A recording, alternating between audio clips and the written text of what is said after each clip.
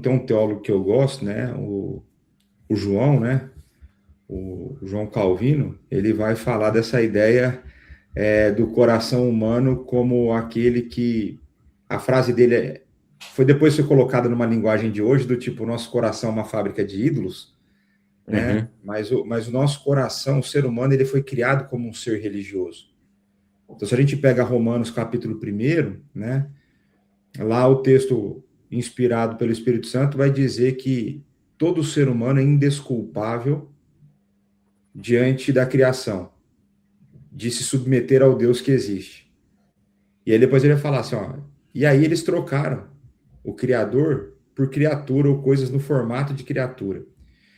E hoje, quando a gente pensa em religião, normalmente as pessoas pensam em instituições do tipo Igreja Católica Apostólica Romana, Igreja Evangélica, isso, aquilo, outro, mas elas se esquecem que um dos males que nós vemos no nosso tempo é a religião do próprio ateísmo. Né? As pessoas acham, o ateu não é religioso. Não, ele é, né? Hoje a gente tem o cientificismo, pessoas que vão depositar sua esperança toda na ciência, o que a ciência pode dar de resposta, né? Em alguns cantos, como é talvez o caso da China, como é com certeza o caso da Coreia do Norte, nós temos a religião do Estado, né? Onde toda a ideologia marxista sempre preza por isso, né? A instituição da grande entidade religiosa, que é a adoração do seu líder político, né? Então, não existe uma pessoa apartada de um sistema religioso, de um sistema de crenças, né? A dificuldade que a gente vai ter, às vezes, é como identificar o sistema de crenças dessa pessoa.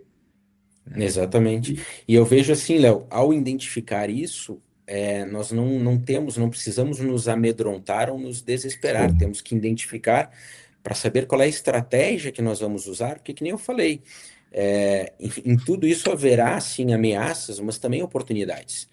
Tem pontos fortes e pontos fracos que a gente pode e deve explorar com uma estratégia adequada, correta, mas também nunca nos esquecermos de algo, né?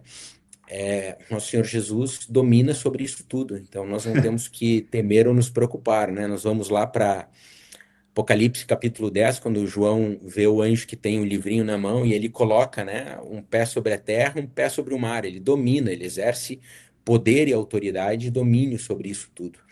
E, portanto, nós servimos aquele que domina sobre todas as tradições, religiões, ideologias, seja o que for Amém. nesse mundo.